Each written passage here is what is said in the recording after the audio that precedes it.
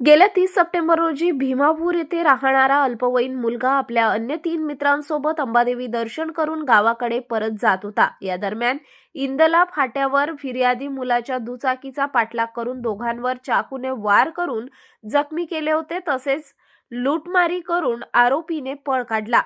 या प्रकरणात अज्ञात युवकांविरुद्ध फैजरपुरा पोलिसांनी गुन्हे दाखल करून पोलीस आरोपीच्या शोधात लागले असता हर्ष दीपक बनसोड वय वर्ष 20 राहणार कैलासनगर महादेवखोरी याला त्याच्या घरातून ताब्यात घेतले. त्याची कसून चौकशी केली असता त्याने अन्य 3 साथीदारसह गुन्हा केल्याची पोलिसांसमोर कबुली दिली.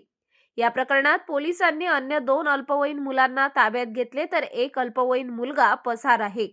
ताब्यात घेण्यात आलेल्या हर्ष बनसोड याच्याकडून चाकू, दुचाकी असा एकूण 65,500 रुपयाचा मुद्देमाल जप्त केला.